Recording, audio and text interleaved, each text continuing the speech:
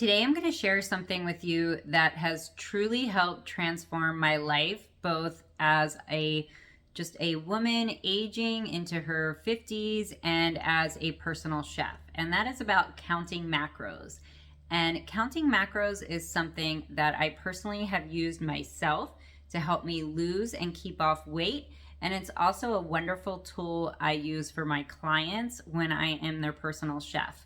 It may be something that you're familiar with. Possibly you have counted macros for yourself, but what I'm going to talk to you about today is cooking with macros and counting macros like a personal chef.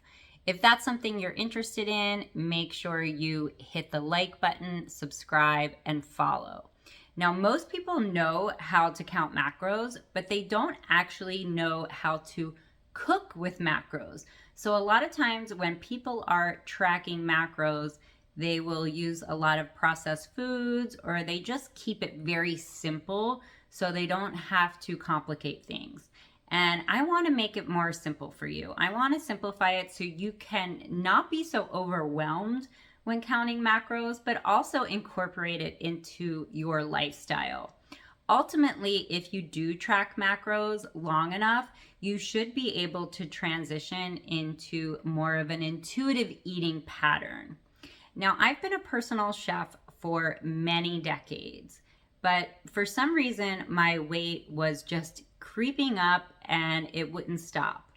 Now, this was very frustrating to me because I felt like I was eating very healthy. And I'm sure a lot of you can relate, but it just felt like every year a few more pounds would be added to the scale. When I started really delving deep into healthy eating, it became very confusing for me. And so this is really what macro counting does. It simplifies things and it educates us on what our body really needs. So when I did that and I really looked at my macros instead of just counting calories, I realized that while I thought I was eating healthy, I was eating salmon every day, I was eating avocado, I had eliminated dairy, I had almost no red meat in my diet. My lab scores were looking great, but my weight kept going up and up. And I realized that I was eating probably twice the amount of fat that I was supposed to eat on any given day. Now, some people, their bodies are more fat adapted, other people's are less fat adapted, and that's something that macros really help you figure out as you go along the tracking process. But me personally, I don't do well with a lot of fat in my diet, and I didn't know that. And I thought I was eating healthy. So once I started shifting the makeup of my food and reduce the fats and increase the carbs, believe it or not, the weight started falling off.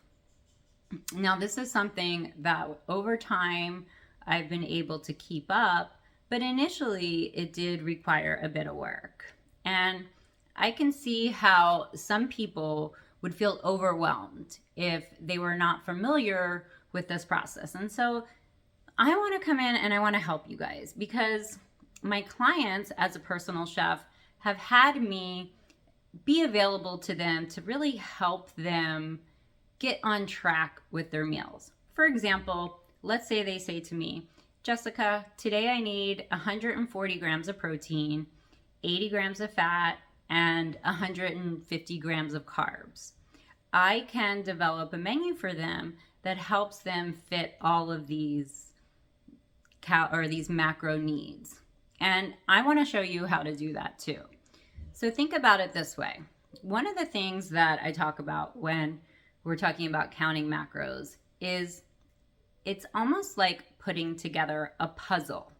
And I call my method the puzzle method that I use. And if you think of it like a puzzle, it won't be so overwhelming, okay? So each food that you consume is going to be part of your puzzle. Your puzzle is only 3 pieces. It's not a big puzzle. So you have your puzzle of your carbs, your protein, and your fat to make up your total calorie amount. Now, let's say, for example, your calories are around 1,500 for the day. You want to make sure that you have the right balance to get you through the day, to help you push through any activity level you have, but also to not be stored as reserves. And so this is why it is important to kind of analyze your day. Are you more sedentary? Are you more active? Do you need more muscle building? All of those things are important, but we're not going to talk about that today. I want you to kind of consider that, and in the future we can discuss that more. But as a personal chef, when someone tells me their macro requirements, I think of it like a puzzle. So it's carbs, protein, and fat. Well, what do they enjoy? What do they like? That's the beautiful thing about macros, is you get to build based on what you enjoy. You do not have to restrict things that you want to have. So for me personally, I really enjoyed putting dairy back in my diet, and it's helped me maintain my weight. I really enjoyed having red meat back in my diet, and that's also helped me maintain my weight. There might be some things that you're missing that maybe if you incorporated those in your macros, you would be able to lose weight because you wouldn't feel so deprived. So let's talk about this. When you are getting into counting macros, the one thing you need is a scale. If you have a scale, you can literally go and create anything you want with your macros. Now, don't forget the flavor. You want to make sure you have plenty of herbs, maybe some garlic, some ginger, but keep in mind everything adds to your macros. So spices, onions, all of those things actually add to your macros. They don't add a whole lot, but they do. So we think about building our meals as a puzzle. So when you are thinking about your meals as a puzzle, think about it this way. If you want to have pizza that evening, then what part of your puzzle are you using? You are using mostly the carbohydrates and the fat with just a small amount of protein. So that would mean that the rest of your day would need to be very lean and more protein oriented. It doesn't mean you can't have the pizza.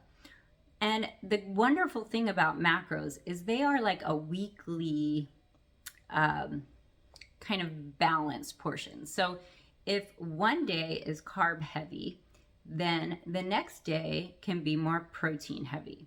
If one day is lower in fat, the next day you can add a little bit more. Now, if you get in a routine, it makes things easier and it makes things, more kind of prone to stay on track. However, by being able to switch foods out like a puzzle, you will set yourself up for success.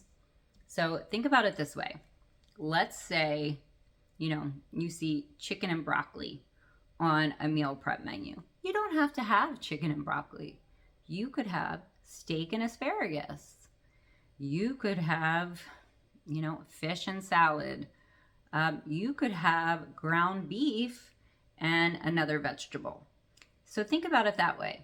If there is rice on your menu, let's say you really want to have a sweet that night, then you eliminate the rice and you have dessert. This is what I call the puzzle method when you're building your macros. So don't feel like you have to give up your favorite foods. As a personal chef, when I'm helping my clients, we build a balanced menu throughout the week to help them have their most favorite foods. They're able to really, be able to enjoy what they want to enjoy and then still be able to see results. So hopefully this helped. I'm going to have a lot more videos on counting macros as we go along in March. So if you have questions, please drop them in the comments. And I look forward to teaching you guys more about counting macros and staying on track as a personal chef.